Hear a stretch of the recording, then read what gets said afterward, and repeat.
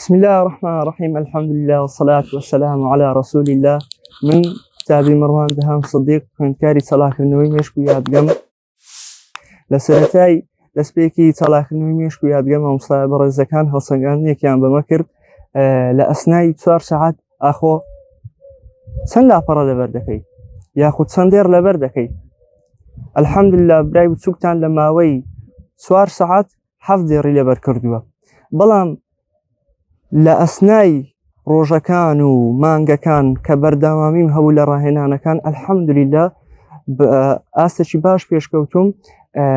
ئێستا الحەمدلیلا لە ماوەی 4 دقە دەتوانم بە ئیتقانی 185 15 دێر لەبەر بکەم و هەروەها ئێستا الحەمدلیلا سیستەمی سەرەکی دەتوانم لە ماوەی 2 دقە سل ژمارە لەبەر بکەم. الحەمدلله ئاخۆ چی پێی دەکرێت ئەوڕۆ مەماوەی هەفتەی ڕقەمی باوکی لەبەرکە یاخود ئیدایکی هەر کەسێکی نزیکی. لە ئەسنای تێگەیشتنی دەرسەکان و دەرسە علمیەکان یەکەم جارەکان با بڵێن پێشوەی بەشداری ئەو کۆرسەی بکەم لە بابەتی بیکاری یاخود بابەتەکی علمیە کە دەم خوێندەوە زۆر لی تێ نەدەگەیشتم، تێی دەگەیشتم بەڵام بە شێوازێکی زۆر درەنگ و هەروەها وەکو دەڵێتن قڕس. بەڵام الحەمدلله لە دوای بەشداریکردنم دەتوانم ئێستا لە مودەتی زۆر کەم لە بیکاری تێبگەم. ئێستا لەناو مجتەمەعی ئێمە بیکاری بە عیلمێکی زۆر قورسیش ناسرایە.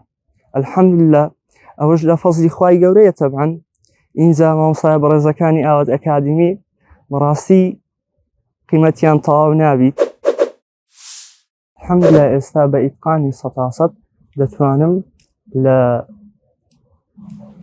تەقریبی 12 دێر لەبەر بکەم و هەروەها بە ئیتقانی 185 دەتوانم لە ماوەی 4 دقە لاپەڕەیەک لەبەر بکەم. زۆر باشە. ئەگەر ئەوە ئاستەکەت بی ئایا کاتی خۆی پێشی بەشداریکردن لە پرۆگرامی چاڵاکردنەوە مستەوات چۆن بوو؟ لە با بڵین لە 10 دقەدا چەند لاپەڕێک لەبەر ئەکرد، لە 5 دقەدا چەند لاپەڕێک لەبەر ئەکرد؟ لە 5 دقەدا 1 دێڕشم پێ لەبەر نەدەکرا یەکەم جارەکان، جاری وە هەوە تەنانەت هەفتە بەیەک لاپەڕە وە بوومە پێشم لەبەر نەکرایە و هەروەها لە ئەسنای هەڵسەنگاندنەکە ماوەی 4 سەعات توانیم 7 دێڕ لەبەر بکەم. کەواتە لە تێستی 4 ساعتی لە ماوەی 4 ساعت توانین تەنها 7 دێڕ لەبەرکەیت. بەڵێ.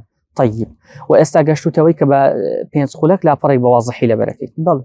جگە لە بواری لەبەرکردن، لە بواری خوێندنەوە، لە بێچوونەوە، لە بواری ئەوەی کە بتوانین بەباشی لە شتەکان تێبگەیت، هەستەکەی چ شتێک لەو مەجالەدا کای تێت کردووە؟ ئایا بەرەو پێش چوویت بە تەواوەتی؟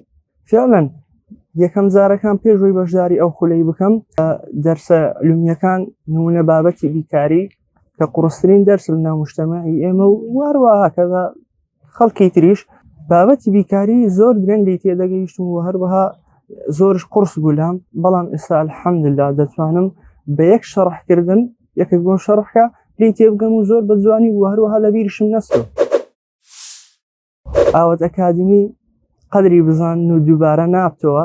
بە بینەران و بیسەران دەڵێم تا زووە بەشداری خولی چالاکردنەوەی مێشک و یادگە بکەن، چونکە بەڕاستی ئەوە خولی چالاکردنەوەی مێشک نییە، ئەوە خولی ژیانە، ئەوە خولی خۆشیە، خولی سەعادەتە. بۆیە ئەمن لە مەسلحەتی ئەوان وەنالێم، لە مەسلحەتی تۆی بەڕێزەیە وە دەڵێم.